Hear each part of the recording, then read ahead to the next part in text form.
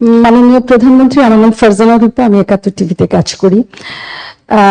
নতুন press secretary বলেছেন intelligent প্রশ্ন করতে আর চীন বিষয়ক প্রশ্ন করতে, কিন্তু একটা বোকা প্রশ্ন আর বাংলাদেশ নিয়ে প্রশ্ন করতে চাই। অবশ্যই হ্যাঁ, তো ওটাও তো রুটিন কাজ, ওটা বলতে হয়। আর আমি তো আছি। জি, আপনার প্রশ্রয় মাননীয় প্রধানমন্ত্রী। মাননীয় প্রধানমন্ত্রী, কোটা বিরোধী আন্দোলন চলছে এখন পর্যন্ত। মুক্তিযোদ্ধাদের অনেকে, আজকে সকালেও একজনের সঙ্গে কথা হচ্ছিল যিনি মীর কাসিম আলীর সাক্ষী দিয়েছেন, তার সাক্ষ্য প্রমাণের ভিত্তিতে খুবই শক্তিশালী সাক্ষী। আমি তার নিরাপত্তার স্বার্থে এখানে নাম পরিচয় বলছি না। তার স্ত্রী ক্যান্সার আক্রান্ত, তার নিজের শরীরের অবস্থা খুব খারাপ, কিন্তু চিকিৎসার টাকা নেই। এই আমাদের মুক্তিযোদ্ধাদের অবস্থা এখন পর্যন্ত, এবং তাদেরকে উদ্দেশ্য করে প্রতিনিয়ত অবমাননাকর বক্তব্য রাখা হচ্ছে। ঠুসঠাস কোটা থেকে শুরু করে নিশ্চয়ই আপনার নজরে এসেছে। তিনি তার ব্যক্তিগত অসুবিধার কথা বলার সাথে সাথে গণমাধ্যমে দেখেছেন যে আজকে আপনার সংবাদ সম্মেলন, এ বিষয়ে আপনার দৃষ্টি আকর্ষণ করার জন্য অনুরোধ জানিয়েছেন। এই অবমাননা তারা সহ্য করতে পারছেন না, কিছু করণীয় এই রাষ্ট্রের আছে কিনা। যারা কোটা বিরোধী আন্দোলন করছেন তারা সব সমাধান আপনার কাছে চান, তারা আদালতের পথে যেতে চান না, এবং সমাধান নির্বাহী বিভাগের প্রধান হিসেবে প্রধানমন্ত্রী শেখ হাসিনা কোটা রাখবেন না কোটা রাখবেন না। ধন্যবাদ মাননীয় প্রধানমন্ত্রী। ধন্যবাদ। দেখুন, একবার তারা এই ধরনের আন্দোলন, শুধু আন্দোলন না, তখন যে সমস্ত ঘটনা তারা ঘটাচ্ছিল, মানে আমেরিকার পিছিয়ে আক্রমণ, সেখানে মানুষের উপরে আঘাত করা, কিছু জ্ঞানী গুণী আছে একেবারে ঘরের মধ্যে বসে মিথ্যা অপপ্রচার রেকর্ড করে ছেড়ে দিচ্ছে, এই ধরনের সমস্ত দেখে আমি খুব বিরক্ত হয়ে যাই। এবং তখন এক পর্যায়ে বলি ঠিক আছে, কোটা বাদই দিলাম। আমি দেওয়ার উদ্দেশ্যটা ছিল যে আগে দেখো কোটা বাদ দিলে কি অবস্থা হয়। তখন কি অবস্থা হয়েছে, বেশি দূর যাওয়া লাগবে না। এবারেই দেখেন, ফরেন সার্ভিসে মাত্র 2 জন মেয়ে চান্স পেয়েছে এবার, আর পুলিশ সার্ভিসে মাত্র 4 জন মেয়ে চান্স পেয়েছে। নারীর অধিকারের কথা বলি, সব ধরনের ব্যবস্থা রেখেছি। মুক্তিযুদ্ধের পর জাতির পিতাই তো বিশেষ করে সেই নির্যাতিত নারী সহ নারীদের জন্য চাকরির ক্ষেত্রে 10% রেখেছিলেন, মুক্তিযোদ্ধাদের জন্য 30% রেখেছিলেন। এখানে আমি যখন সরকারে আসি তখন থেকে আমার ছিল যে ঠিক আছে, এই যে 30% যদি পূর্ণ না হয় বা 20% যে কোটাটা পূর্ণ না হবে, সেখানে যারা পরবর্তী থাকবে তালিকায় তাদের ভিতর থেকে সেখানে নিয়োগ দেওয়া হবে। সেটাই কিন্তু আমরা শুরু করে দিয়েছিলাম। তারপরেও যখন আন্দোলন শুরু হলো সব বন্ধ করলাম, কিন্তু বন্ধ করার পর আজকে ফলাফলটা কি দাঁড়াচ্ছে। আর আমি একটা জিনিস আমি বুঝি না, সেখানে আমাদের দেশের নারীরা তো কোনোদিন সেক্রেটারি হবে ভাবেনি, ডিসি হবে ভাবেনি, এসপি হবে ভাবেনি, এমনকি কোথাও তাদের পদায়নও ছিল না। আওয়ামী লীগ সরকার আসার পরে আমি প্রথম সেনাবাহিনী, নৌবাহিনী, বিমান বাহিনী, প্লাস পুলিশে কিন্তু জাতির পিতা বঙ্গবন্ধু শেখ মুজিবই কিছু অফিসারের চাকরি দিয়ে গিয়েছিলেন সেই পুলিশ বাহিনীতে নারীদের। প্রশাসনের ক্ষেত্রে প্রথম সচিব কিন্তু আমি করি, এবং প্রথম এসপি, ডিসি, এরপরে একবারে মানে ওসি, সমস্ত জায়গায় যেন নারীদের একটা অবস্থান থাকে সেটা আমরা নিশ্চিত করি। লেখাপড়ার দিক থেকে জাতির পিতাই শুরু করলেন মেয়েদেরকে 8ম শ্রেণী পর্যন্ত প্রথমে অবৈতনিক করে দেওয়া, সেটাকে 12 পর্যন্ত 12 ক্লাস পর্যন্ত অবৈতনিক। পার্লামেন্টে কিন্তু মেয়েদের জন্য আলাদা সিট রেখে দিলেন, সংরক্ষিত আসন, যেন নারী নেতৃত্ব গড়ে ওঠে। নারীদের এই যে সুযোগগুলি আমরা সৃষ্টি করেছি কেন, যাতে করে অর্থনৈতিকভাবে তারা স্বাবলম্বী হতে পারে, নিজের পায়ে দাঁড়াতে পারে নিজেরা। তো আমার প্রশ্ন হচ্ছে যে সেই সময় যারা আন্দোলন করেছিল তার মধ্যে অনেক মেয়েরাও ছিল। নারী কোটা চাই না, যিনি বলছেন নারী কোটা চাই না, মেধা দিয়ে চাকরি পাবে, সে কি চাকরি পেয়েছে? সে কি বিশেষ পরীক্ষা দিয়েছে? বিশেষ পরীক্ষা কি সে মানে প্রিলিমিনারিতেই সে জায়গা করতে পেরেছে? তো এই বড় কথাগুলি যদি না বলতো তাহলে এখন তো কোথাও না কোথাও চাকরি তো পেত। দ্বিতীয় কথা হচ্ছে, আমাদের দেশের যে সমস্ত এলাকাটা যদি আপনি দেখেন, সব এলাকা তো সমানভাবে উন্নত না, অনগ্রসর সম্প্রদায় আছে, আর কোনো কোনো এলাকা, সেই সব এলাকার মানুষের কি কোনো অধিকার থাকবে না? সেই অধিকার কথা বিবেচনা করেই তো প্রত্যেক জেলা থেকেও যেন কেউ কোনো মানুষ অন্তত চাকরি পায় সেই ব্যবস্থা নেওয়ার কথা। আজকে যদি আপনি বিভিন্ন মানে কোটা বন্ধ করে দেওয়ার পরে যদি হিসাবটা নেন, কোথাও কোথাও দেখা যাচ্ছে যে কোনো কোনো জেলা 23টা জেলায় একটা লোক পুলিশের চাকরি পায়নি, বা প্রশাসন বা কোথাও 42 BCS আমরা স্পেশাল মানে পরীক্ষা নিয়ে শুধু ডাক্তার নিয়োগ দিয়েছিলাম। এখানে মেডিকেল সেক্টরে আমি মেয়েদের সংখ্যাটা বেশি দেখি, কিন্তু অন্যান্য ক্ষেত্রে যদি আমরা দেখি সেখানে তো সবসময় পিছিয়ে থাকা। তো লাভটা কি হলো? মুক্তিযোদ্ধারা ক্ষুব্ধ হলো, তারা মামলা করলো। যখন মামলা করার পরে কোর্ট, উচ্চ আদালত কোনো রায় দেয় বা কোর্টের যখন কোনো রায় হয়, সাধারণত সেই রায়ের বিরুদ্ধে এক্সিকিউটিভ অথরিটির এখন এই মুহূর্তে তো আমাদের কিছু করার নেই, কারণ কোর্টেই সমাধান করতে হবে। এখন যারা আন্দোলন করছে তারা তো আইন মানবে না, আদালত মানবে না, সংবিধান কি তারা চেনে না, বা একটা কার্যনির্বাহী অর্থাৎ একটা কাজ করতে গেলে তার যে নীতিমালা, বিধিমালা বা ধারা থাকে সেটা, বা তার সরকার কিভাবে চলে এ সম্পর্কে কোনো ধারণাই এদের নাই, কোনো জ্ঞানই নাই। হ্যাঁ, পড়াশোনা করছে, ভালো নাম্বার পাচ্ছে, সেটা ঠিক, কিন্তু ভবিষ্যতে এরা তো নেতৃত্ব দেবে বা এই দেশটা চালাতে আসবে, তাদের তো এই ধারণাগুলি দরকার। আমাদের সংবিধান কি বলে সেটা তাদের জানা উচিত। আমাদের একটা রাষ্ট্র পরিচালনায় কি ধরনের কাজ হয় সে সম্পর্কে তাদের কোনো ধারণা আছে? সে ধারণা তো আমরা দেখি না। আজকে যখন আদালতে চলে গেল, তা আদালতে সেটা সমাধান, এবং আদালত তাদের সুযোগ দিয়েছে, বলেছে আপনারা আসেন, আর্গুমেন্ট করেন, বলেন, তা আদালতে যাক, বলুক না, তারা রাজপথেই সমাধান করবে। আর আমাকে বলছে, আমি সত্যি কথা বলতে কি, আদালত যখন কথা বলেছে, আদালতে যখন চলে গেছে, তার যখন রায় হয়েছে, তো সেই রায়ের বিরুদ্ধে এখন এই মুহূর্তে আমার তো দাঁড়ানোর কোনো অধিকার নাই। এটা তো আমার সংবিধানও বলে না, আমার পার্লামেন্টও বলে না, কার্যপ্রণালী বিধিও বলে না, কিছুই না। যতক্ষণ পর্যন্ত আদালত থেকে সমাধান না আসবে ততক্ষণ আমাদের এখানে কোনো কিছু করার থাকে না। এটা বাস্তবতা, এই বাস্তবতা তাদের মানতে হবে। আর যদি না মানে কিছু করার নাই, আর রাজপথে আন্দোলন করতেই থাকবে, তবে কোনো ধ্বংসাত্মক কাজ করতে পারবে না। যতক্ষণ তারা শান্তিপূর্ণভাবে করাচ্ছে, কেউ কিছু বলছে না। কিন্তু এর বাইরে যখন কিছু করবে, পুলিশের গায়ে হাত দেওয়া বা পুলিশের গাড়ি ভাঙা বা এভাবে আক্রমণ, এগুলি যদি করতে যায়, তাহলে তখন তো আইন তার আপন গতিতে চলবে, এখানে আমাদের কোনো কিছু করার নেই। কোটা আন্দোলন করবার আগে তাদের তো পরীক্ষার রেজাল্টগুলি দেখে নেওয়া উচিত ছিল, যে কোথায় তারা দাঁড়িয়েছে।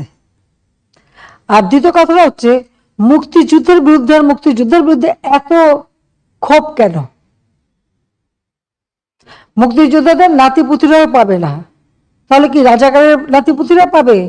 সেটা আমার প্রশ্ন, দেশবাসীর কাছে প্রশ্ন, যে রাজাকার নাতিপুতিরা সবকিছু পাবে, মুক্তিযোদ্ধারা পাবে না। অপরাধটা কি? নিজের জীবন বাজি রেখে, নিজের পরিবার সংসার সবকিছু ফেলে দিয়ে যারা মুক্তিযুদ্ধে অংশগ্রহণ করেছিল, দিন রাত খেয়ে না খেয়ে, কাদা মাটি ভেঙে, রোদ বৃষ্টি ঝড় সব মোকাবেলা করে, যুদ্ধ করে এই দেশে বিজয় এনে দিয়েছিল। আর বিজয় এনে দিয়েছিল বলেই না আজকে সবাই উচ্চ পদে আসীন, আজকে গলাবারে কথা বলতে পারছে। ধরে তো ওই পাকিস্তানিদের বুটের লাথি খেয়ে চলতে হতো। আজকে আমি কথা বলছিলাম যে কোনোদিন বিদেশে যেতে গেলে আগে একটা ভিসা নিতে যেতে হতো করাচিতে, কারণ যখন করাচি রাজধানী, এরপর রাজধানী হলো ইসলামাবাদ, তারপরে হলো পিন্ডি। তো সেখান থেকে বিদেশে যাওয়ার ভিসা তো আন্তর্জাতিক কোনো ফ্লাইট ঢাকা থেকে চলতো না, ওই করাচির থেকে আন্তর্জাতিক ফ্লাইট নিতে হতো, হয় দিল্লি থেকে নয় করাচি থেকে। এই জায়গা থেকে কোনো আন্তর্জাতিক ফ্লাইট যেত না, এটা আমার নিজের অভিজ্ঞতা। জাতির পিতা মুক্তি পেলেন 69 সালে, এরপর আমি ইটালিতে গেলাম আমার স্বামীর সাথে কর্মস্থলে যাওয়ার জন্য। আমাকে করাচিতে যে 2 রাত থেকে ওখান থেকে ভিসা নিয়ে তারপর আমি আন্তর্জাতিক ফ্লাইট ধরতে পারলাম। এইটা ছিল আমাদের অবস্থাটা। এরা তো ছেলেমেয়েরা তো ওটা দেখেনি, বা এখন যারা লাফাচ্ছে, এমনকি 15 বছর আগে বা 20 বছর আগে বাংলাদেশ সম্পর্কে তারা বোধহয় জানে না। আওয়ামী লীগ ক্ষমতা আসার আগে বাংলাদেশের অবস্থাটা কি ছিল? ঢাকা বিশ্ববিদ্যালয় সব বিশ্ববিদ্যালয় ছিল অস্ত্রের ঝড় জানানি, বোমাবাজি আর সেশন জট, 5 বছর 7 বছর সেশন জট, কোন সেমিস্টার সিস্টেম ছিল না, গ্রেডিং পদ্ধতি ছিল না, বহু সাবজেক্ট ছিল না যা আন্তর্জাতিক মান হয়। ঢাকা বিশ্ববিদ্যালয়ের কারণে বাংলাদেশ থেকে কেউ যদি বিএ পাস করে বিদেশে যেত তাকে আবার সেই গোড়ার থেকে ইন্টারমিডিয়েট থেকে পড়তে হতো, স্কুলে ভর্তি হয়ে পড়ে তারপরে উচ্চ সে যেতে পারতো। কারিকুলাম চেঞ্জ করা, গ্রেডিং সিস্টেম আনা, সেমিস্টার সিস্টেম আনা, সবকিছু কিন্তু আওয়ামী লীগ করে দিয়েছে। আজকে সকলের হাতে মোবাইল ফোন, ফটাফট যোগাযোগ করে ফেলে, সোশ্যাল মিডিয়াতে করে আন্দোলন করে। এই মোবাইল ফোন কোথায় ছিল, কার হাতে ছিল আওয়ামী লীগ ক্ষমতা আসার আগে? 96 সালের সরকার আসার পর সমস্ত ফোন, অ্যানালগ ফোনকে ডিজিটাল করা, মোবাইল ফোন সবার হাতে হাতে তুলে দেওয়া, ওয়াইফাই কানেকশন দেওয়া, কে করেছে? আওয়ামী লীগ সরকার করেছে। আর করেছে বলে আজকে সেটা ব্যবহার করে এখন নানা রকম রাষ্ট্র কিভাবে চলবে সেই নীতিমালা, সেটা তো আমাদের সংবিধানে দেওয়া আছে। যেখানে সংবিধানে আছে অনগ্রসর যারা তাদেরকে রাজ্যের কর্মের সাথে সম্পৃক্ত থাকতে দেয়া হবে। তারা কি সংবিধানটা পড়ে দেখছে কখনো? আর মুক্তিযুদ্ধের বিরুদ্ধে, মুক্তিযোদ্ধাদের বিরুদ্ধে কথা বলার অধিকার তাদেরকে দিয়েছে। যে মুক্তিযোদ্ধা বললো, আমি তার সাথে সম্পূর্ণ একমত যে তার জীবনে কষ্ট করেছে, কিন্তু দুর্ভাগ্যের বিষয় 75-15 আগস্টে জাতির পিতাকে হত্যার পর এমন একটা সময় গেছে যে মুক্তিযোদ্ধা বলতে পারেনি যে আমি মুক্তিযুদ্ধ করি, কারণ হাজার হাজার অফিসার সৈনিকদের জীবন মেরে সাফ করে দিয়েছে। আবার তাদের মাথায় মানে কিছু কিছু পকেট করে নিয়ে তাদেরকে খুব তেল দিয়েছে, কিন্তু আসলে তো মুক্তিযুদ্ধের চিন্তা চেতনা সবকিছু তো মুছে ফেলে দিয়েছিল। মনে হলো যে পাকিস্তানের আবার প্রদেশ হয়ে গেছি আমরা, সেই জায়গায় নিয়ে যাচ্ছিল। সেখান থেকে বাংলাদেশ ফিরে এসেছে, জয় বাংলা স্লোগান ফিরে এসেছে, 7ই মার্চের ভাষণ ফিরে এসেছে। মুক্তিযুদ্ধের এখন ভালো লাগে না, মুক্তিযুদ্ধের কথা শুনলে তাদের মানে গায়ে জ্বর আসে। আর সবথেকে একটা যে দেখলাম খুব অদ্ভুত লাগলো আমার কাছে, মুক্তিযোদ্ধার নাতি সে ভর্তি হয়েছে মুক্তিযুদ্ধ কোটা ইউনিভার্সিটিতে, উনিও বলেন কোটা থাকবে না। তো বেটা তুই তাহলে পদে চলে আয়, পড়াশোনার দরকার নাই। হ্যাঁ, ও বলতে হচ্ছে তুই চলে, তোর পড়াশোনার দরকারটা কি? তুই মুক্তিযোদ্ধার নাতি হিসেবে কোটায় ইউনিভার্সিটিতে ভর্তি হয়ে এমন বলে কোটা লাগবে না, তোকে তো ইউনিভার্সিটি থেকে বের করে দেওয়া উচিত। হ্যাঁ, ওকে ওই ইউনিভার্সিটি থেকে বের করে দেওয়া উচিত, যে কোটা নাই, তোর পড়া নাই, যা বাড়ি যে বসে থাক। যদি লজ্জা থাকতো তাহলে আগে ইউনিভার্সিটি থেকে পড়াশোনা বন্ধ করে দিয়ে এসে তারপর বলুক যে কোটা লাগবে না। বিচিত্র এই দেশ, আসলে আমাদের দেশটা বিচিত্র একটা দেশ, বিচিত্র মানসিকতা। 6 ঋতুর দেশ তো, ঋতুও বদলায়, মনও বদলায়, আমার কিছু করার নাই।